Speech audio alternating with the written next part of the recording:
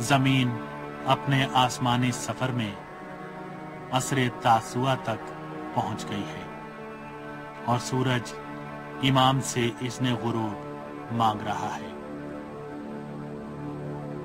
अब इस अजीम मार्के में ज्यादा वक्त नहीं रह गया है।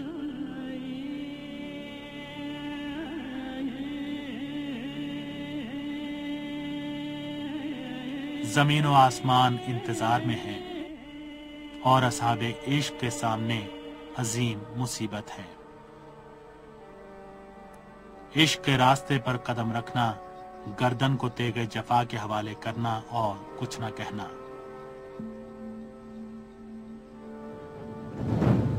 असहाबे हुसैन अलैहिस्सलाम।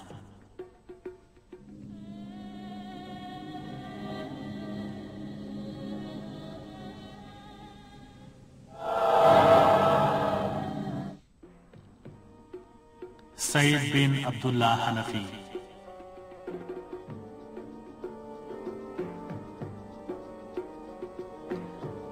शब आशूरा इमाम हुसैन ने अपने असहाब के इज्तिमा में उनसे अपनी बैत उठा ली और कहा, अब के बाद मेरा तुम पर कोई हक नहीं है। रात के अंधेरे में ऊंटों पर सवार होकर यहां से निकल जाओ। ये अशकिया मेरे पीछे पड़े हुए हैं। अगर मुझे पालेंगे तो दूसरों से कोई सरोकार नहीं रखेंगे।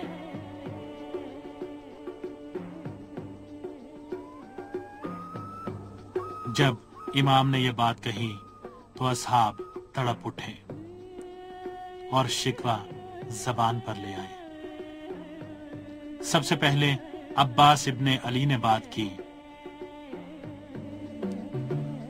इसके बाद मुस्लिम बिन औसजा ने, फिर सईद बिन अब्दुल्ला गोया हुए, खुदा की कसम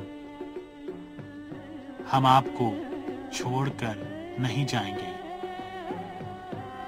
ताकि वो जान ले और देख ले कि हमने आपके हक में कि आप वसी रसूल के फर्जंद हैं, हुर्मत रसूल का दिफा किया है।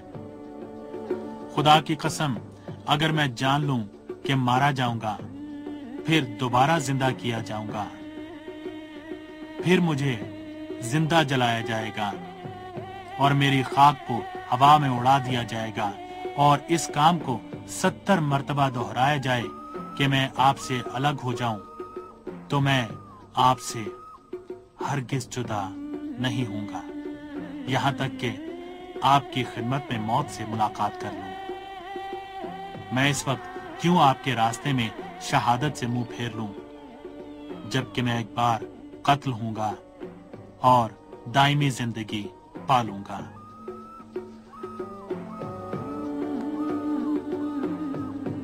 सईद बिन अब्दुल्ला हनफी कूफे की नामवर, शुजा, शिया और आबिद शख्सियात में से थे।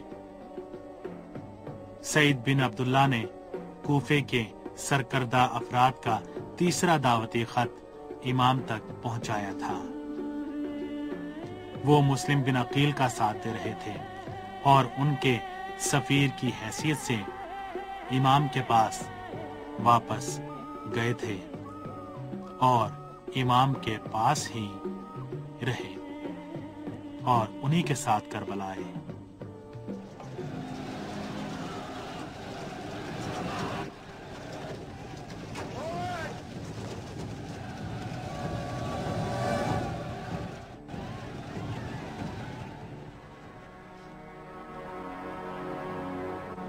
ज़ोहरे आशूरा जब इमाम नमाज के लिए खड़े हुए और उनके असहाब ने नमाज खौफ बाजमात अदा की, तो सईद बिन अब्दुल्ला इमाम के सामने खड़े हो गए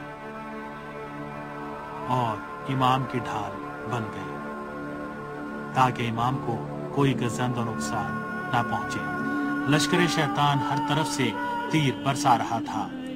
वो इन तीरों को अपने जिस्म पर रोक रहे थे। तीर आ रहे थे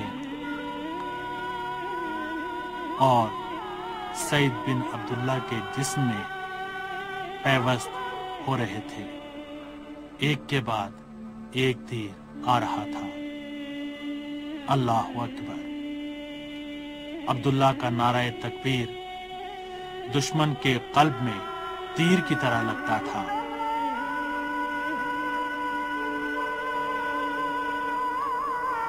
یہاں تک کہ وہ زخموں سے چور چور زمین پر گر پڑے، اور آخری لمحوں میں لوگوں نے سنا کہ ان کی زبان پر یہ جملہ تھا، خدایا اس لشکر پر قوم عاد و سمود کی مانند لعنت بھیج، اور میرا سلام پیغمبر کو پہنچا، اور انہیں میرے جسم پر آنے والے زخموں سے مطلع فرما۔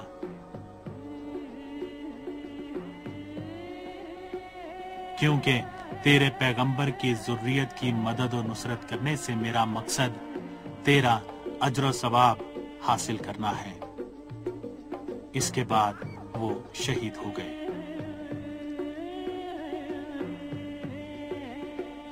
جب ان کے جسم کو دیکھا گیا تو دو بدو لڑائی میں تلوار اور نیزے کے زخموں کے علاوہ ان کے جسم میں 13 تیر پیوست تھے۔